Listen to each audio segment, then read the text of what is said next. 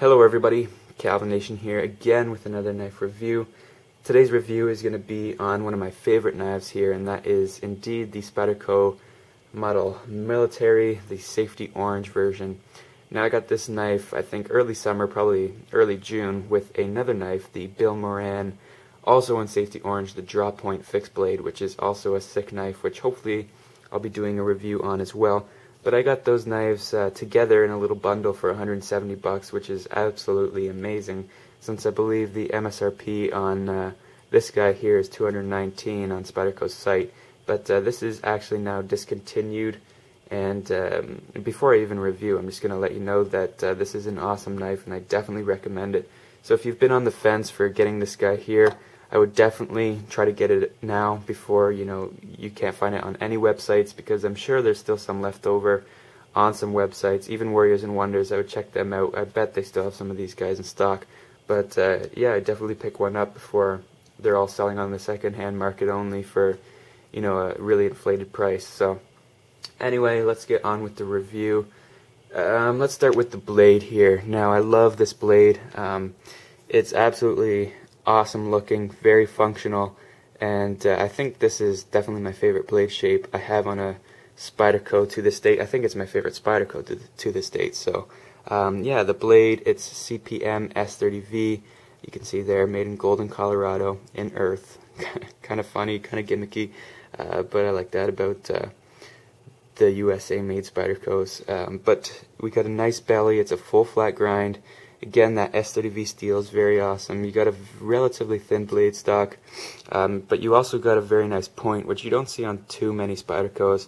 But also what I like on their Spydercos, or on Spydercos, is that for most blades that do have a little bit of a sharper point, they actually drop that point at the very, very end, at the last second there, just to give the point just a little bit more strength. And for me, that's perfect, because I don't need the sharpest point to to have a knife that's good at piercing tasks and stuff like that.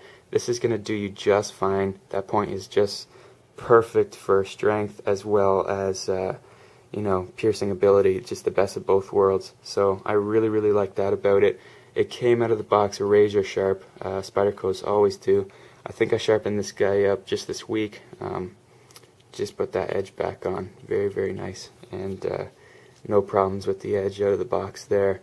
You have a pretty wide thumb hole for easy opening.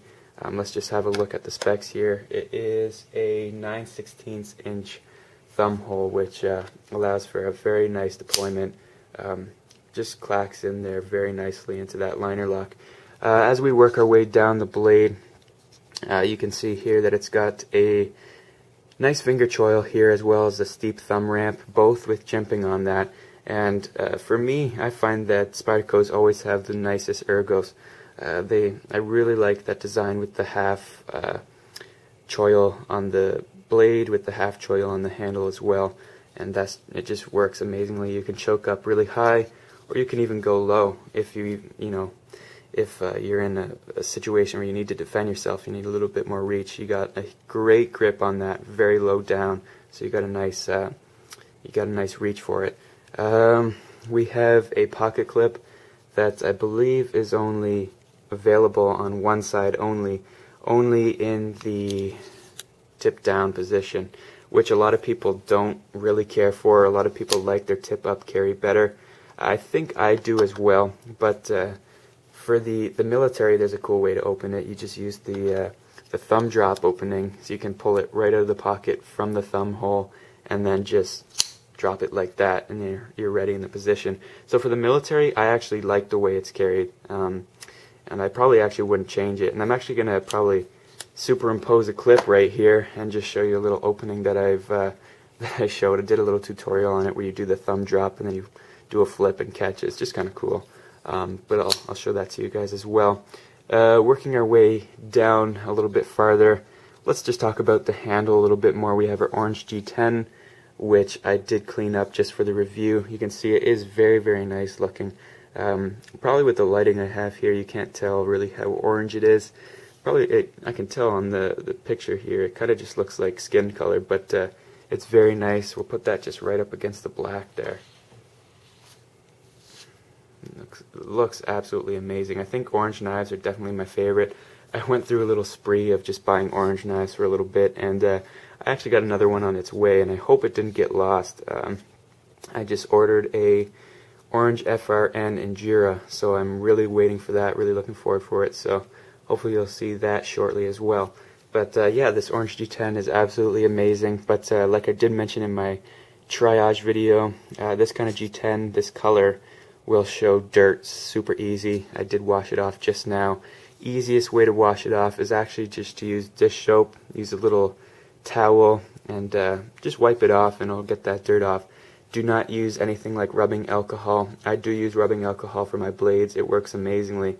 And I'm actually just going to give that blade a little clean. And yeah, for your blade, I definitely suggest rubbing alcohol. It evaporates on itself real easy and it cleans it off instantly, but don't use it on your handles. It will actually wear on the G10 and it'll cause discoloration. It'll actually turn it a little bit lighter, it'll turn it white, especially on black G10 as well. So don't use rubbing alcohol. I just suggest some dish soap and a cloth and it'll get it clean, but it does show a lot of dirt, so be wary of that when you're buying an orange G10 knife, or even, you know, a gray G10, white G10, anything like that. But you got a liner lock here. It is titanium, which also makes or contributes to making this knife extremely light. On that note, I'll just see what the specs are for that. It is only 4.25 ounces for a 9.5 inch knife, which is absolutely amazing. And this knife is tough as nails as well. And for being all G10 and just a little bit of titanium, that's amazing. And I've had no problems with this liner. It is relatively thin, but you know what? It's never gonna fail on you unless you're doing one of those stupid cold steel things, putting 400 pounds of weight on that and testing the lock. It'll probably fail on you then, but you know what? Who's doing that, right? But I absolutely love the way it looks. I like how it's bead blasted, I guess you could say. It's a nice matte look on there. It just contributes to the overall look of the knife, definitely. Let's see, what else can I say? I'm actually not sure what kind of spacer this is. I don't think it says on the specs here. But it is a light spacer of some kind of material, kind of like G10. Maybe it's FRN, I'm not totally sure. But it is kind of like a pillar sandwich design. But it's very, very strong. You can see here, I can bend it just a tiny bit, but I'm putting a lot of pressure on that, and it's barely moving. So very, very tough knife. And I'm just gonna show some specs for you guys now. There's the knife in the box, just for some eye candy. We got length overall of 9.5 inches. Length closed is 5.5 inches. The hole diameter is again 9/16 inch. Blade length is 4 inch. I'm not sure if okay, so that isn't the cutting edge. The overall blade length is 4 inches, and the cutting edge is 3 11/16. Blade thickness is 5/32. Blade steel is S30V. Weight 4.25 ounces, 120 grams. If any of you judge it in that way or measure it in that way. Handle material is G10. Oh, also here, I didn't see this before. It is a clip point blade. So it isn't their leaf shape, like I did say. It is a modified clip point, they say. So, you know what?